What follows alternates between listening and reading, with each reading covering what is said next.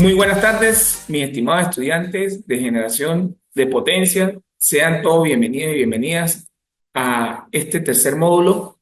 Este material es de, lo tomé de un sitio web que me pareció bastante interesante, lo filtré y lo traje para compartirlo con ustedes referente a lo que es la energía alternativa, que de hecho es un tema que está en boga ahorita porque este tipo de energías son unas energías limpias, eh, y que, digamos, después que se monta toda esa ingeniería para obtener la energía, los costos realmente son bajos, ¿no? Bueno, arrancamos la clase, ¿verdad? Vamos a ver por acá. Este, Vamos a definir primero qué son energías alternativas. Se denominan energías alternativas o propiamente fuentes de energías alternativas a aquellas fuentes de energías planteadas como alternativas a las tradicionales, ¿sí? Sin embargo, no existen consenso respecto a las tecnologías, ¿sí? Estas engloban un concepto y una definición se puede englobar de energía alternativa, este, de acuerdo a diferentes actores. Dice, en las definiciones más restrictivas, la energía alternativa serían equivalentes al concepto de energías renovables o energías verdes, mientras que las definiciones más amplias consideran energía alternativa a toda fuente de energía que no implique la quema de combustible fósil, ¿no? Como carbón, gas y petróleo, entre otras, ¿no? Aquí hay, digamos, una discusión de corrientes porque vamos a hablar del tema ahorita de los vehículos Tesla, ¿no? Para nadie es un secreto que es un vehículo bastante costoso, por cierto, creo que ronda los $150.000, algo por ahí leí. Y la gente dice, no, pero es que es un vehículo ecológico porque no consume un combustible fósil. Es verdad, pero vamos al caso donde exista un país cuya fuente de energía eléctrica sea proveniente de plantas termoeléctricas y que esas plantas termoeléctricas, para poder alimentar o poder producir el vapor saturado y poder mover todo el sistema, utilice combustibles fósiles. Un ejemplo, como gasoil, fuel oil, que es el último derivado del petróleo, o carbón. Entonces, realmente estaría este país con el funcionamiento de los vehículos de Tesla contribuyendo a que el medio ambiente eh, no se contamine. Entonces, digamos, un choque de pensamientos allí porque realmente sí, si tenemos que producir grandes cantidades de energía ahora para alimentar también todo lo que es el parque automotor, imagínate, la contaminación va a ser el doble. Entonces es un tema que realmente está en boga, ¿no? Ahí está en discusión, porque ahora, si esa energía se obtiene de una planta hidroeléctrica, porque el planteamiento que te coloqué fue una planta termoeléctrica, ¿no? Que sí necesita un combustible fósil o la energía nuclear para poder producir el vapor de agua, ¿no? Entonces, en este sentido, si la planta proveniente de una planta hidroeléctrica, en ese sentido, sí no estaría ese país, un ejemplo, contaminando, porque bueno, sabemos que la energía eléctrica es aquella que está puesta por una presa, perdón, y que esta presa tiene un embalse donde se acumula un gran volumen de agua y se hace liberar a través de una tubería de 8.5, de 7.5 a 8.5 metros de diámetro para producir un caudal aproximadamente de 600.000 litros por segundo y mover unas turbinas exageradamente grandes, Kaplan, que están conectadas a un generador y bueno, se produce energía eléctrica. Esta energía eléctrica pues es limpia porque no estamos quemando ningún combustible fósil, sino estamos utilizando la energía potencial del agua para poderla a través de esta ingeniería, de lo que es la turbina Kaplan, que transforma la potencia del agua en movimiento rotacional y la transforma en energía mecánica y posteriormente colocada un generador eléctrico se transforma en energía eléctrica. Entonces, de esta manera, pues poder de esta forma eh, obtener una energía limpia. Bueno, fíjense que en las energías alternativas los combustibles fósiles han sido la fuente de la energía ampliada durante la revolución industrial. Pero en la actualidad presente, fundamental, se presentan dos problemas fundamentales. Por un lado son los recursos finitos y se prevé el agotamiento de las reservas, especialmente de petróleo, en un plazo más o menos no cercano en función de los distintos estudios publicados. Por otra parte, la quema de estos combustibles libera a la atmósfera grandes cantidades de gas como monóxido, dióxido y los carburos aromáticos que son dañinos para el ser humano y el ambiente. Por este motivo, se estudian distintas opciones para sustituir la quema de combustibles fósiles por otras fuentes de energías carentes de este problema. Entonces, fíjense que eh, a futuro también el ser humano debe pensar en este tipo de energías alternativas porque precisamente la fuente de combustible son esencialmente los combustibles fósiles, ¿no? ¿Y qué pasa cuando, un ejemplo, se agoten las reservas de petróleo? ¿De dónde vamos a sacar los derivados del petróleo? Entonces, todo el parque automotor quedará estático, o sea, quedará inservible. Usted podrá tener una camioneta del año, pero si no tiene gasolina para moverla, pues es simplemente una chatarra más ahí puesta en la tierra, ¿no? Entonces, bueno, por eso es que también se están pensando en este tipo de energías alternativas. Fíjense que las energías alternativas se pueden dividir en dos grandes grupos, ¿sí? Fuentes de energía renovables, como es la eólica, la solar y la biomasa, ¿no? La energía nuclear, que es una energía prácticamente infinita. Por ahí también estaba viendo que estaban, por lo menos en materia de médica, estaban haciendo marcapasos. Estaban haciendo marcapasos, ¿verdad? Que estaban utilizando pilas de plutonio y de uranio y que la carga eh, de esa pila iba a durar 80 años, 90 años, imagínate. Primero se muere la persona y bueno, y el marcapaso todavía sigue funcionando, ¿no? Entonces, este, es una fuente de energía infinita, ¿no? En el caso de la energía nuclear. Vamos a ver entonces esos tipos, ¿no?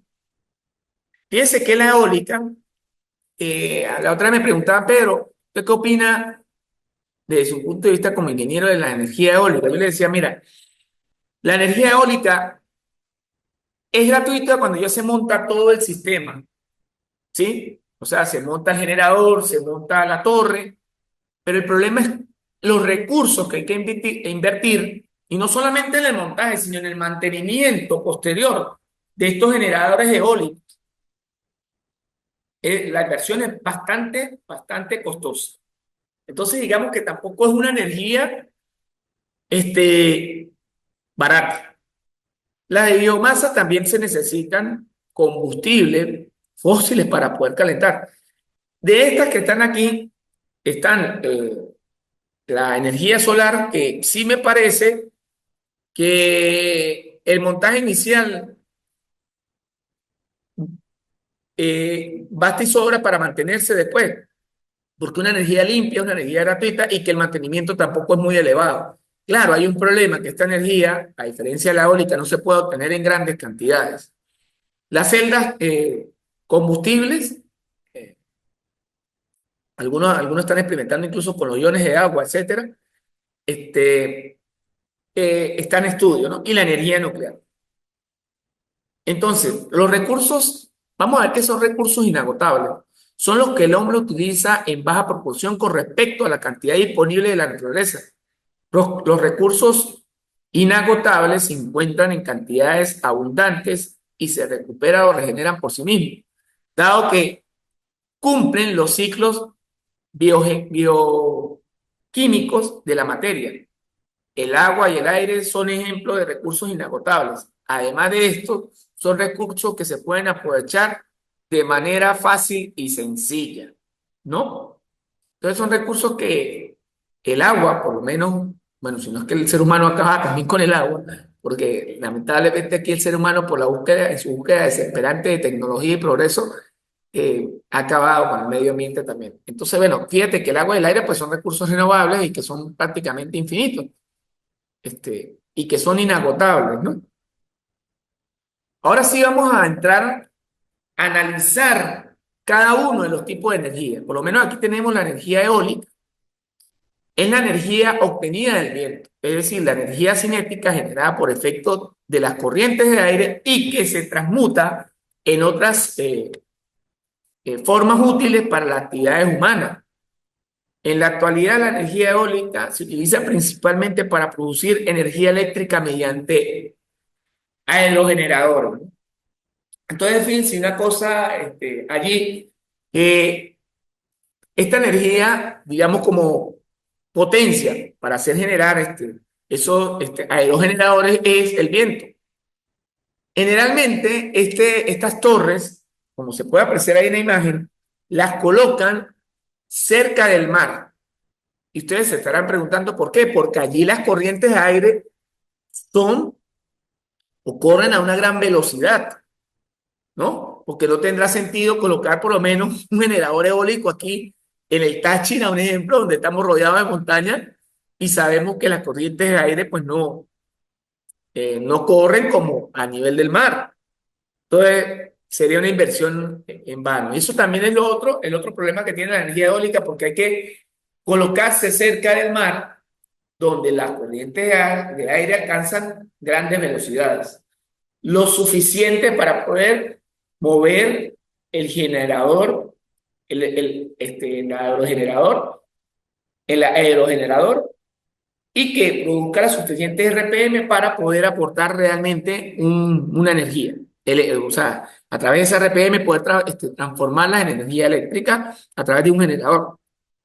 Fíjense que aquí vemos más o menos cómo está compuesto el generador por dentro. Fíjate, aquí vemos paletas de la hélice, que son estas, el flujo del viento que entra perpendicular a las paletas de las hélices, él produce un giro, aquí hay un sistema de engranajes multiplicador. ¿Qué es lo que hace este sistema de engranajes multiplicador? Un ejemplo, si él da una vuelta, a través de esa relación de engranajes multiplicador, la transforma vamos a colocar un número, en 20 vueltas en el generador. Entonces, fíjate que basta con un giro para transformar 20 vueltas dentro del generador. Esto también es una astucia a nivel de ingeniería, porque estamos viendo que el ser humano pues está aprovechando al máximo un solo giro, ¿verdad? El generador, que es el encargado de transformar las RPM del multiplicador en corriente eléctrica, y la columna ligera y resistente, que es la columna, como aquí lo vemos en la imagen de esta torre aerogeneradora en el mar, y esa columna tiene una especie ¿cómo se llama? Sí, de escalera hacia arriba, donde está el generador, que la llaman sala de máquinas. Pero los operarios pueden hacerle mantenimiento a esta torre como tal, ¿no? Y entonces no se dificulte, porque esa es la otra, ¿no?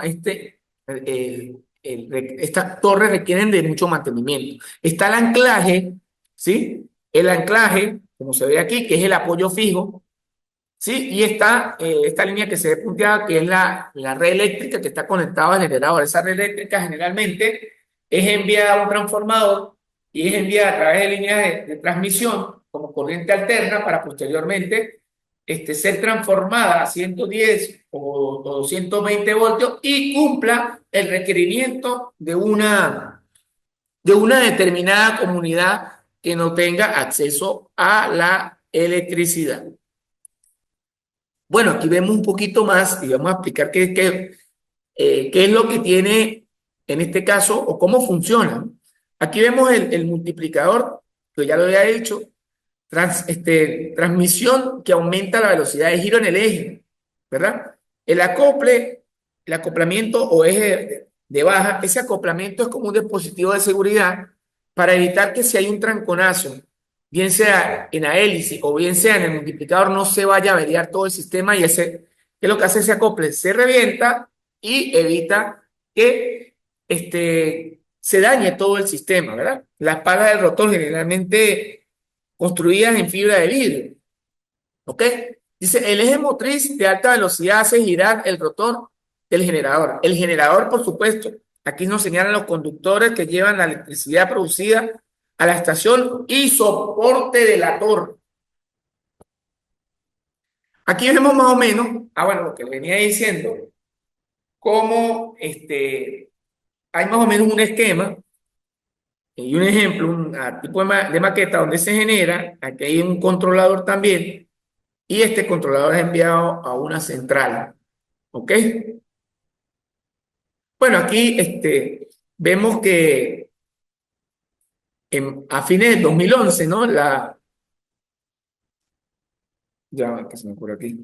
Del 2011, los generadores eólicos eh, fueron de 238 gigavatios. En 2011 la energía eólica generó alrededor del 3% del consumo de energía mundial. Muy interesante este dato, ¿no? El 3%. Aunque parezca mentira, es así. Es muy poco el aporte. Todavía sigue siendo muy poco en referente a lo que puede aportar una termoeléctrica, una eléctrica o una planta nuclear comparado con este 3%, ¿no? Porque ellas aportan casi que el 95-97% de toda esta energía que se produce, ¿ok?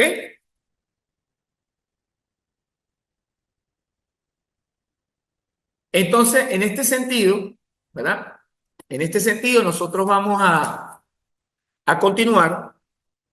Y bueno, aquí más o menos están viendo la energía eólica que se consume en Latinoamérica. Por lo menos en Brasil se consume 415 megavatios, un 0,4%.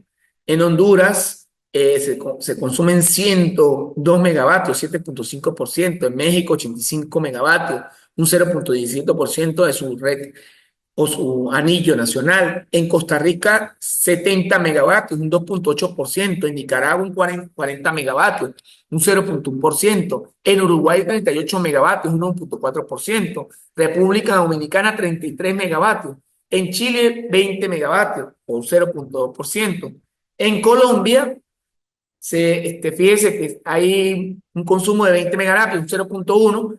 En Cuba, 7,2 megavatios, que es 0,5%. Ecuador, 2,24 megavatios. Perú, 0 megavatios, igual que Venezuela, 0 megavatios. Es decir, en Perú y Venezuela, pues, son los únicos países que no tienen este tipo de energía alternativa como la energía eólica.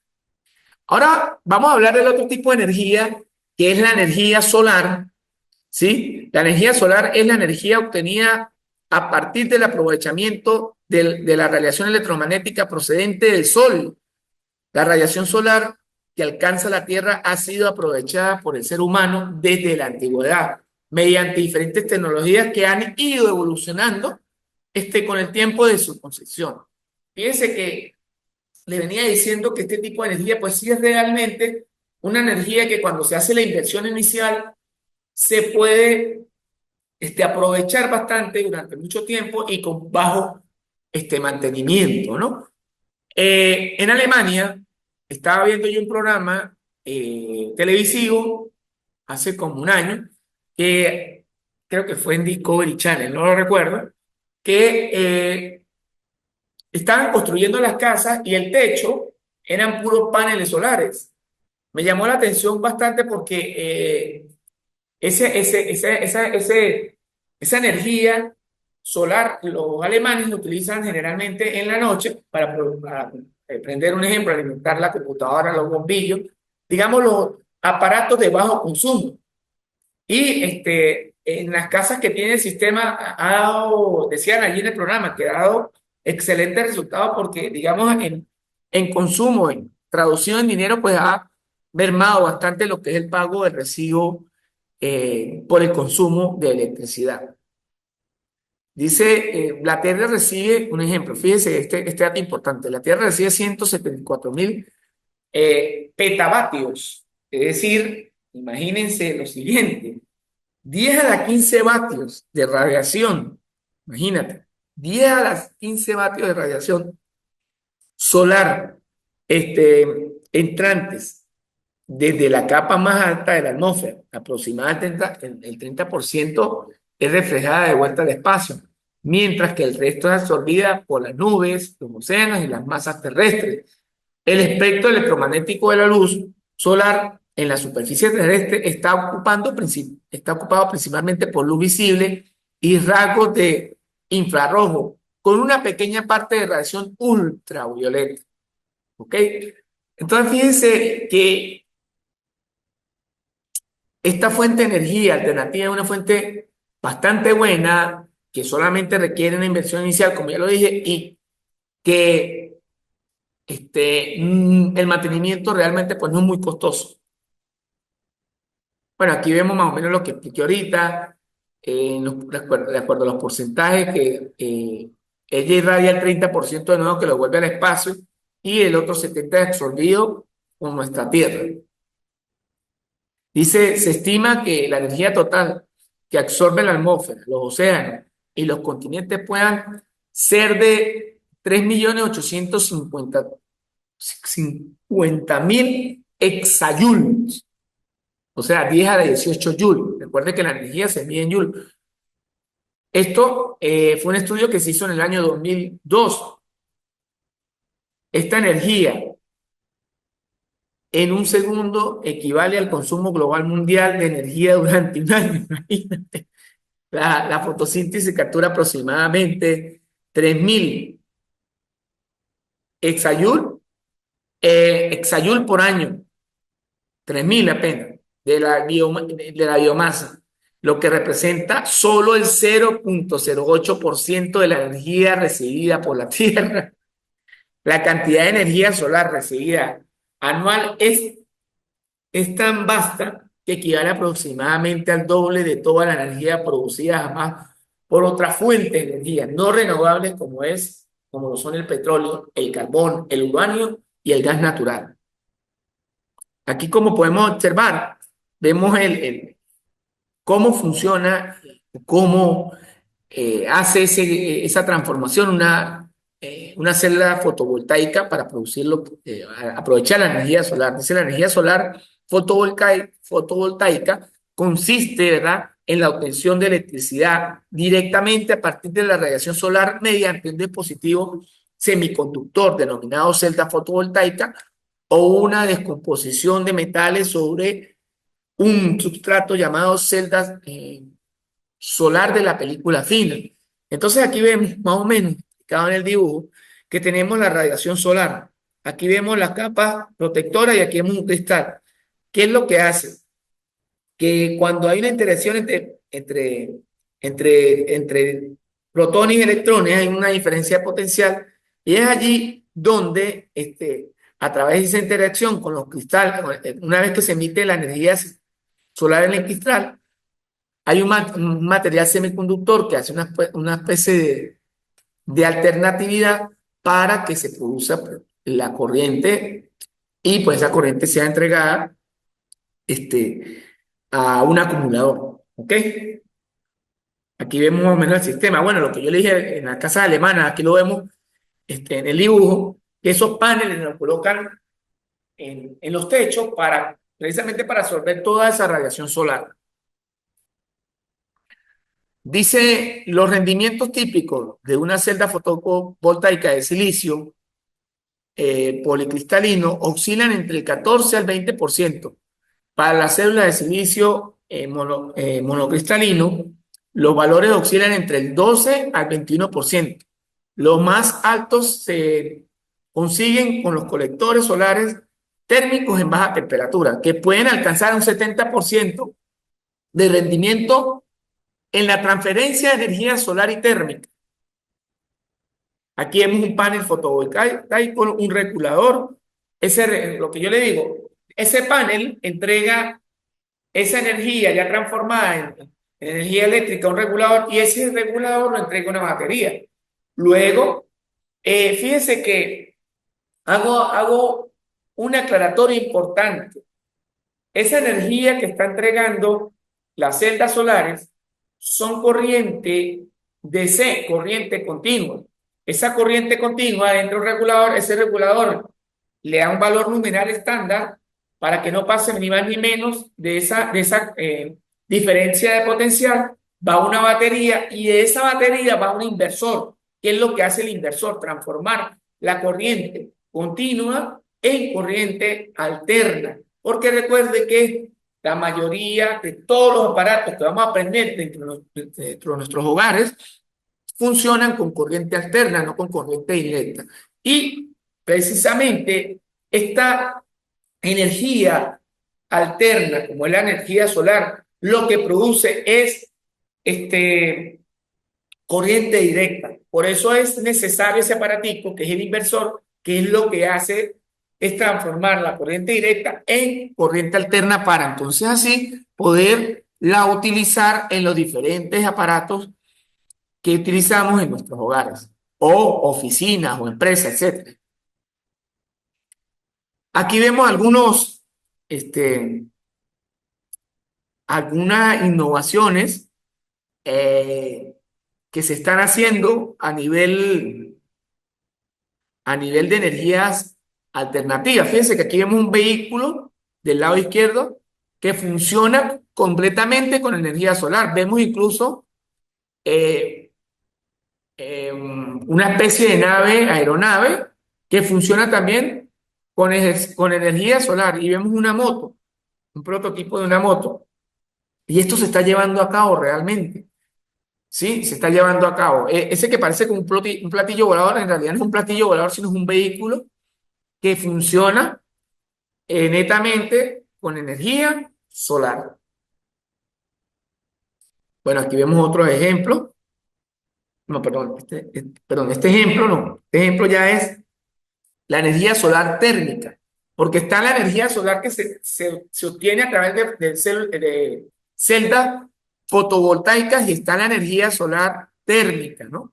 Dice, los sistemas fototérmicos convierten la radiación solar en calor y lo transfieren a un fluido de trabajo. El calor se usa entonces para calentar edificios, agua, mover turbinas para generar electricidad, sacar grano o destruir desechos peligrosos. Entonces, fíjense que este calor es aprovechado en muchas aplicaciones, no solamente para producir energía eléctrica, sino para calentar, un ejemplo, agua, para mover incluso una turbina y producir vapor, etcétera. Es bastante interesante este tipo de energía. Repito, no es una energía que sea aprovechada directamente para producir energía eléctrica. Aquí vemos más o menos, incluso lo utilizan para la calefacción. Aquí vemos más o menos cómo es un sistema. Se tiene un colector solar, por acá pasa la tubería, ¿verdad?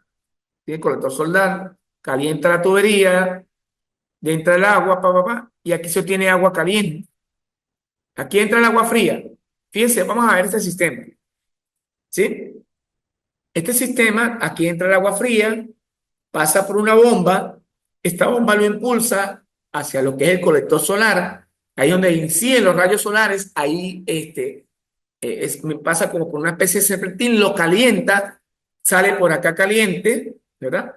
Y ya vamos a obtener a la salida lo que es agua caliente, agua tibia, que va a ser aprovechada, por supuesto, para lo que es el consumo del ser humano, por decir, cualquier requerimiento, ¿no? Vamos a ver ahora de otro tipo de energía que también alternativa, y se está hablando ahorita, que es la bioenergía.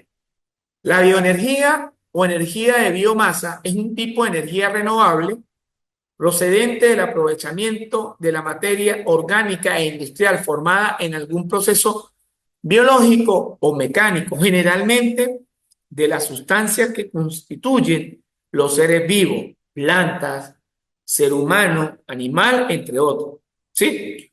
O sus restos y residuos, ¿verdad?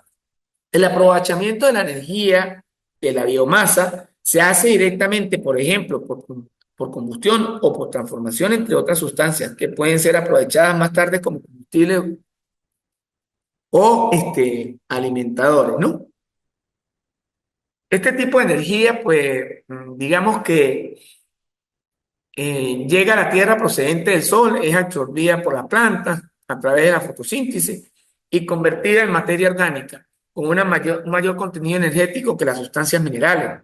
De este modo, cada año se producen 2 por 10 a la 11 toneladas de materia orgánica seca con un contenido de energía equivalente a lo que son 68.000 millones toneladas equivalentes de petróleo, que equivalen aproximadamente a 5 veces la demanda energética mundial. O sea, bastante interesante, aunque, repito, este tipo de energía de biomasa no es muy usada en todos los países porque para el aprovechamiento de este tipo de energía, pues el país tiene que tener una cultura, digamos, primero, de frente a que eso que se considera en muchos países desecho, ya no es un desecho, sino es materia prima para obtener lo que es la energía, eh, en este caso, este tipo de energía que es la energía de biomasa.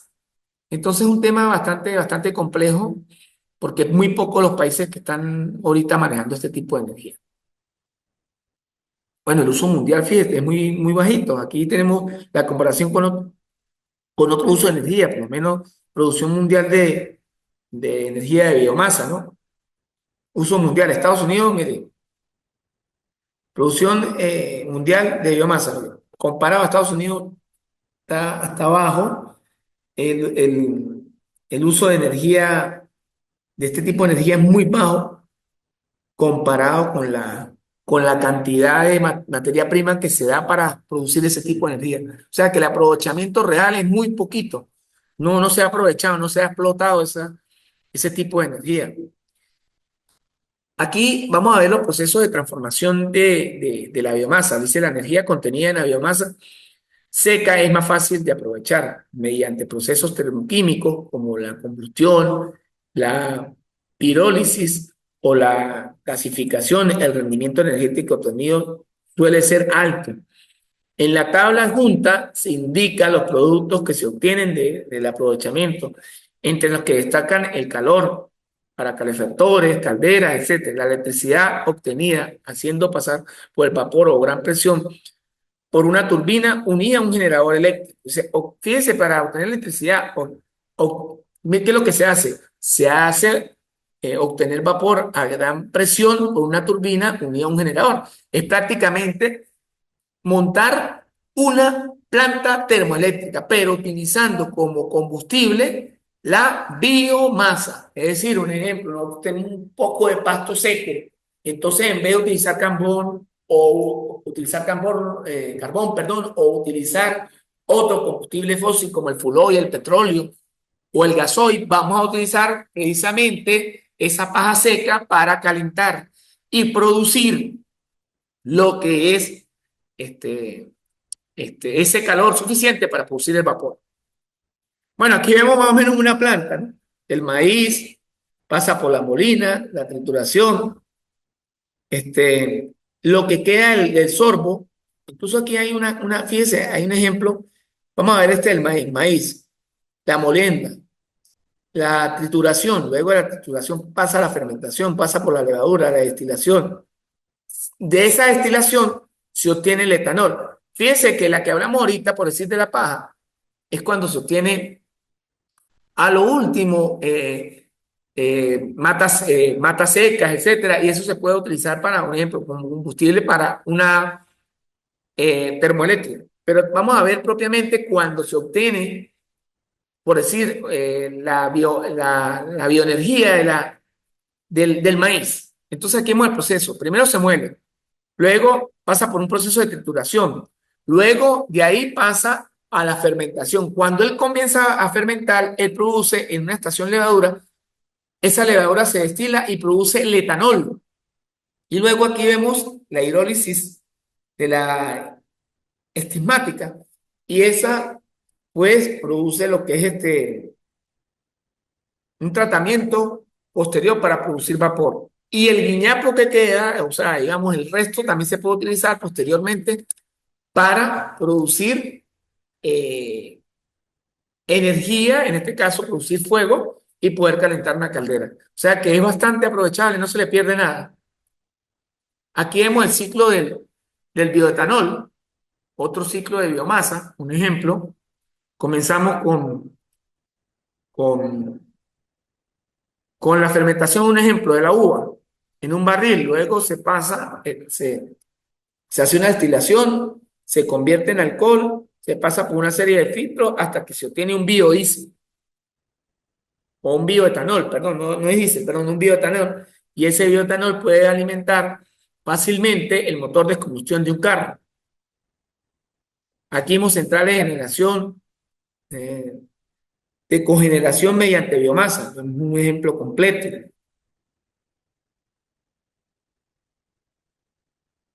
Vemos el cultivo, el transporte, castillo, preparación, almacenamiento de combustible grueso, almacenamiento de combustible fino, etcétera.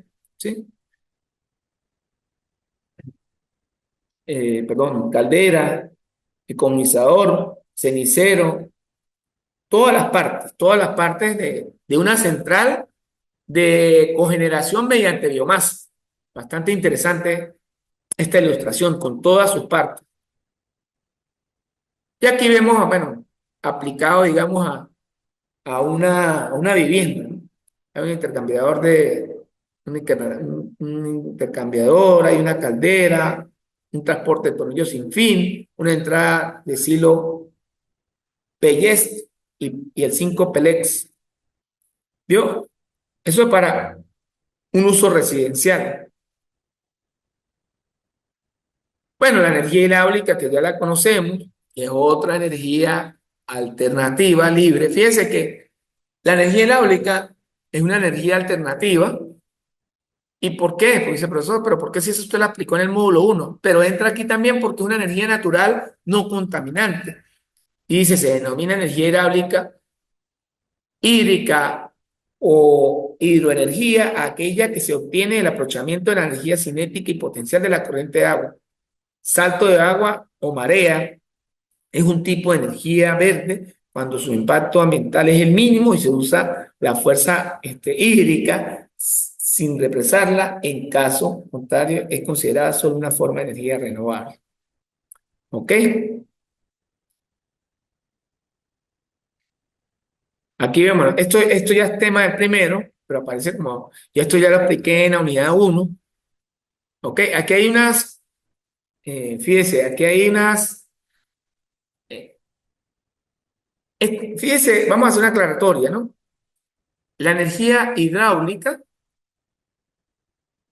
¿sí? Es la que nosotros estudiamos en el primer módulo. Pero aquí aparece otro tipo de energía hidráulica que se está utilizando ahorita, que es diferente a la donde represamos agua de un río en un embalse y la hacemos pasar por las tuberías de diámetro de 8,5 y que produce un caudal de 600.000 litros por segundo. No, esta que vamos a hablar aquí es la que produce, que se llama energía de Oliéster, que son una especie de generadores que trabajan con las olas marinas para producir energía eléctrica. Es bastante interesante. Yo, mira, entonces por lo menos aquí vemos el Oriester, aquí vemos el generador que aprovecha ese movimiento de las olas y este es transmitido a una central. Las celdas de combustible, que ya también la hemos visto, en este caso son dispositivos que a través de la reacción electroquímica, la oxidación del oxígeno y la oxidación del combustible, generalmente hidrógeno, transforman la energía química de estos elementos en energía eléctrica. Bueno, aquí vemos más o menos el análisis: combustible más oxidante, electricidad más calor, energía térmica, energía mecánica, energía eléctrica, energía química, un ciclo, ¿no? Bueno, cierro con un pensamiento de Albert Einstein que dice: nunca considere el estudio como una obligación, sino como una oportunidad para penetrar en el bello y maravilloso mundo del saber. Albert Einstein, muchas gracias por su atención. Espero haber cumplido sus expectativas en este trimestre académico 2025-1, que está cerrando. De igual manera, ya tienen esta actividad aperturada hasta un día más, hasta el día lunes 7 de abril. Y recuerden que a partir creo que pasa una semana, vienen las semanas recuperatorias, creo que a partir del 20. De todas maneras, eso está en su plan de trabajo. Vamos a estar recuperando las evaluaciones, recordándoles que solamente pueden recuperar una sola evaluación de las tres, ¿no? Ya si van a recuperar dos evaluaciones, deben de consultar esa segunda evaluación con control de estudio y si ellos me autorizan, yo con mucho gusto les hago la evaluación. Bueno, mis estimados estudiantes, sin más que hacer referencia, me despido con ustedes, su profesor Pedro Sánchez, esperándoles en otra oportunidad.